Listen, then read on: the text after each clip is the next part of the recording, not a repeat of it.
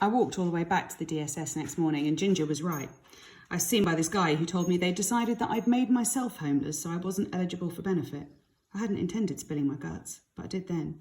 I was dirty, cold and hungry and my feet were killing me. I was so tired I could hardly string a coherent sentence together. I'd had enough, so I told him everything. Vince and Mum, Vince and Carol, Vince and me. I thought he'd see. I thought he'd understand why I could never go back into that situation. But I might as well have been talking to one of the stone lions in Trafalgar Square. He just sat there looking at me through his blue tinted specs. And when I'd finished, he repeated word for word and without facial expression what he'd said to me before. I'd arranged to meet Ginger by Cleopatra's Needle. The weather was vile and I hadn't the heart for another long walk, so I got the tube at Euston and rode down to Embankment. I was early and he wasn't there, so I spent a couple of miserable hours begging along the river, getting colder and wetter and nothing else.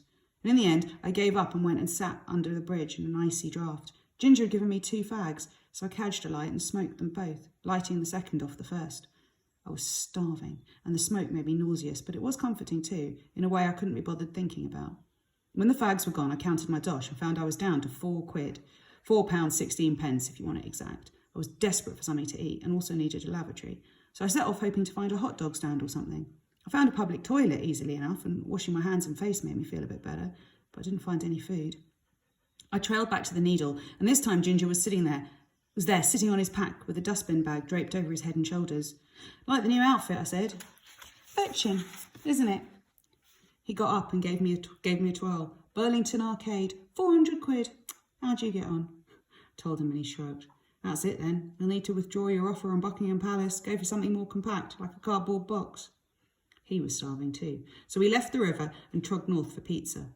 It was dusk already. We ate in a doorway, and he said, "How'd you like a proper kip tonight, Lane Cold Sun? Roof over your head, the works."